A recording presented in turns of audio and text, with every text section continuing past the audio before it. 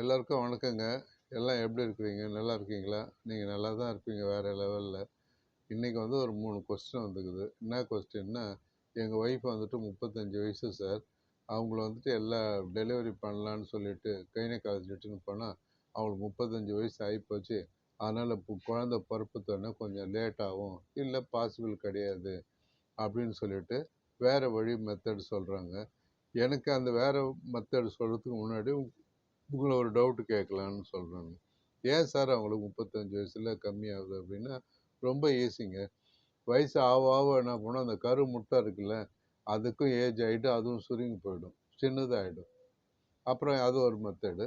ரெண்டாவது வந்து போக போக அது வளரக்கூடிய ஹார்மோன்ஸ் இருக்கு இல்லையா, அந்த ஹார்மோன் வந்து கொஞ்சம் ரொம்ப குறைஞ்சிரும். குறைஞ்சிட்ட பிறகு ரெண்டு தான். ஒன்று முட்டை வேணும். அந்த முட்டை வந்து வயசான பிறகு அதுக்கும் முட்டைக்கும் வயசாகுது. வயசானா அது கொரு பொறுக்கிற பவர் இழந்துடுது ஒன்று. ரெண்டாவது ஹார்மோன் லெவலு. மூணாவது வந்துட்டு மனத்தத்துவம்.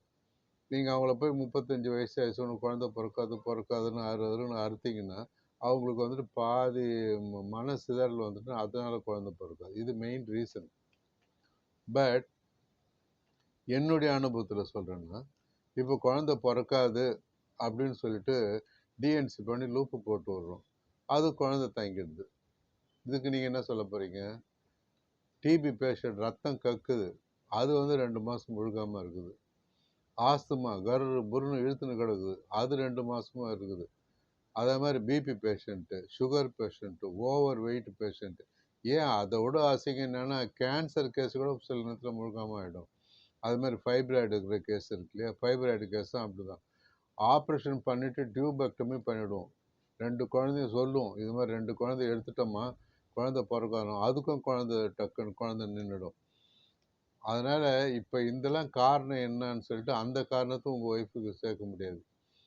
ஸோ ஒரு குழந்தை பிறக்கணும் அப்படின்னா நல்ல கணவன் கிடைக்கணும், நல்ல முட்டை கிடைக்கணும், நல்ல விந்து கிடைக்கணும். அவங்க ஏழையோ பணக்காரோ நோய்க்குதோ நோய்க்குதோ இதெல்லாம் கவலையே கிடையாது. இந்த 3 டிஃபெக்ட் வந்து உள்ளாண்ட இருந்தால் குழந்தை பிறப்பு லேட் ஆகும். ஏஜ் ரொம்ப முக்கியம் இல்லை. அந்த காலத்தில் 50 வயசு கிழவிங்களாம் குழந்தை பெற்றுக்கிறாங்க, 14 குழந்தை 13 குழந்தை. அந்த டாபிக் வேறு, அந்த லெவலுக்கு நான் போகல. 3 முக்கியம். ஒரு நல்ல கணவன் முக்கியம், அன்போடு பார்க்குற மாதிரி, உதாசீனப்படுத்தி இல்லிட்ரேட் பண்ணி இரிட்டேட் பண்ணுற மாதிரி அறுக்கிற மாதிரி ஹஸ்பண்ட் இருக்கக்கூடாது. அந்த அம்மா வந்து வயசானவங்களோ சின்னவங்களோ யார் வந்தாலும் அவங்க ஏஜுக்கு தகுந்த மாதிரி அட்ஜஸ்ட் பண்ணி போட்டு அவங்க சொல் பேச்சு கேட்டால் ஹார்மோன்ஸ் ஆட்டோமேட்டிக்காக சுரக்க ஆரம்பிச்சிடும். ஒரு ஆம்பளை கரெக்டாக முட்டை கரெக்டாக வேணும், ஒரு ஆம்பளைக்கு வந்து விந்து கரெக்டாக வேணும். முட்டை வந்து கரெக்டாக இருந்து மனநிலை கரெக்டாக இருந்தால் ஏஜ் முக்கியம் இல்லை. அது ஏஜ் வந்துட்டு அதை பற்றி என்னுடைய அனுபவம்.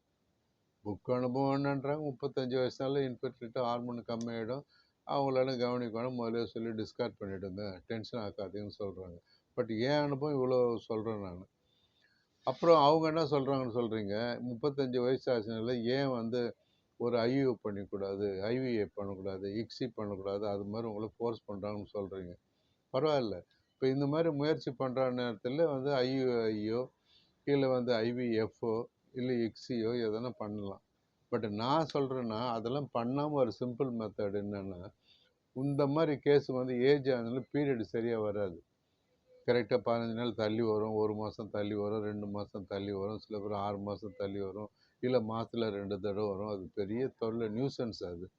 இப்போ அதுக்காக நம்மளால் நேச்சுரலாக ஒரு நீங்கள் குழந்தை பிறக்கணும்னு ஆசைப்பட்டீங்கன்னா மைண்டெல்லாம் நல்லா பண்ணி லைஃப் ஸ்டைலில் டோட்டலாக மாற்றிக்கணும். நீங்கள் என்ன பண்ணுறீங்க, லைஃப் ஸ்டைலை எல்லாம் மாற்றிட்டு நீங்கள் என்ன பண்ணுறீங்க, அவங்களுக்கு வந்துட்டு ஐவிஎஃப் பண்ணுறீங்கன்னா நேச்சுரல் ஐவிஎஃப்ன்றது. நேச்சுரல் ஐவிஎஃப்னா நீங்கள் வந்து அவங்கள வந்து அந்த பீரியடை கரெக்டாக 6 மாதத்துக்கு வர மாதிரி பண்ணணும்னா கரெக்டாக 28 நாளைக்கு ஒரு தடவை கரெக்டாக வந்துடுதோ, ஒரு 4 நாள் வர மாதிரி 6 மாதம் ட்ரை பண்ணிங்கன்னா நீங்கள் கரெக்டாக அந்த ஃபெர்டிலிட்டி பவர் நீங்கள் சொன்னீங்களே, அதே ஒரு 35 ஆளுக்கு ஃபெர்டிலிட்டி பவர் கூடிடும். எங்கே 12லேருந்து 16 கூடிடும்.